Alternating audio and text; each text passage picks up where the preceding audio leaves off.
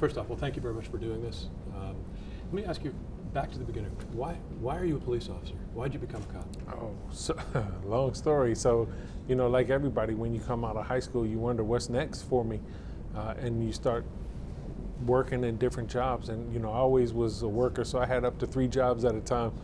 I've been working since I was 15 years old. And then I started taking some criminal justice classes at Prince George's Community College. A guy named Bill Wagner was my first instructor, a seasoned DC detective, and I got hooked. And I knew it was the job for me.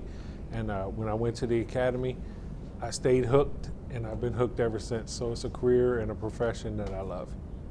What's different about being chief versus being a police officer? So being a police officer is probably more fun than being a chief. You have definitely less to worry about, less concerns. As a chief, you worry about any and everything. You worry about any and every member in your community, any and every member on your department, any and every member in your profession. You worry about what's the next thing that's going to happen to change our profession. You worry about, are you taking the organization in the right direction or not? What it is I need to prioritize for the betterment of the organization, which is for the betterment of the community. So it's just a lot more things that you have to consider and think about as you rise up through the ranks. And every layer, your scope gets bigger. Over the last 5 years, police reform has been a rallying cry across this country. Has policing reformed? Is this agency where it needs to be with regard to community interaction? When you talk to chiefs in our region, and the DMV, we have excellent chiefs and very seasoned chiefs, experienced chiefs. You understand police reform. Some of the things that come out of police reform are things we've been doing for years, though. Some of the things that come out of police reform maybe are not being done elsewhere in the country, but here in the National Capital Region, I think the vast majority of everything that already came out, we were already doing. You're coming in at a time when the crime stats are remarkable. Yes. You look at the daily crime stats and virtually everything is in the green, down remarkably. Why? It's the good work that's going on in this region. It's not one organization. We all kind of ebb and flow together at some point. Some people do a little bit better. Some people have a little bit more, less of reductions. But when you look at what's happening in Prince George's County, it's the things that have been happening for years. Great community relations, community members that are not afraid to come forward and give us information we need.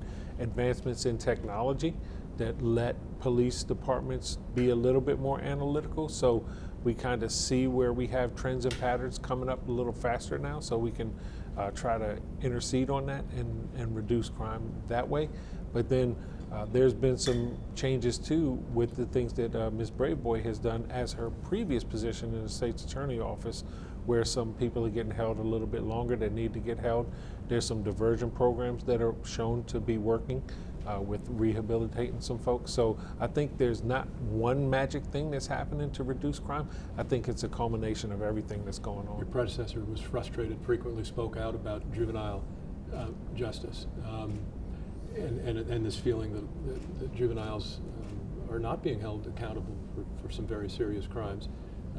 What's your feeling about that? When you catch some kids carjacking, what should happen? Yeah, I think that it started to change a little bit. For me, that threshold with juvenile crime is when you embark upon that world of violence. I think you need to be addressed a little bit more seriously. I think holding people that need to be held, if you have committed several violent crimes, I think you should be held pending court, and there needs to be levels of accountability there. I think we're starting to see that. But the goal is to create a society where juveniles have different avenues. Oftentimes when you look at juveniles, some have very tough home lives. Some have very little parental involvement. So what are we doing as a society to create avenues of hope and vision where they can see a different life for themselves? Because if this is their normal life, they think this is what they're supposed to do. All right, so you're a month in, so you know everything about this agency. What's your biggest challenge right now? Staffing. Hands down staffing. We need about 330 police officers in very short order to keep up with the number of people leaving and to bolster the numbers that we have. We need folks to re-energize that interest in becoming a police officer. and that's what we're looking for. Last several years, it's been hard to hire police, right? Yes. Part of it, the public criticism, people haven't wanted to deal with it. Are you still facing that? Yeah, I've seen pretty big recruit classes out here. Yeah, so our classes have been 30 Prince George's County, but what we do is we also train some of the municipal officers, so it makes our class look a little bit bigger. But there's our agencies in the region that have had some success. I think what we have to do is trying to change our recruiting style, and you're starting to see people coming back to law enforcement. It's a great profession. It's a profession where you can make a living, you can secure a pension, you have health care for your family, you have health care for yourself. Even in retirement, you have health care, which is a big thing that some of our young people don't really understand yet. But also, it's a profession, and we need to bring the community back and have everybody understand that it's a noble profession. Yeah, and how it's a vital is great it that job. you get the staffing up? Oh, it's critical that we get the staffing up. We have over 100 officers that are going to be eligible to retire this year on top of the 200 that are already eligible to retire. So we can't have more officers leaving than we have coming in the door. We have to fill attrition, and then we have to bolster our numbers. So we need people. Okay, describe yourself as a cop. Your philosophy of As law a police enforcement. officer, fair, a student of law enforcement, a student of my profession. You have to stay knowledgeable on the laws and the changes, but the biggest thing, you have to treat people as if they were your family when they're the victims.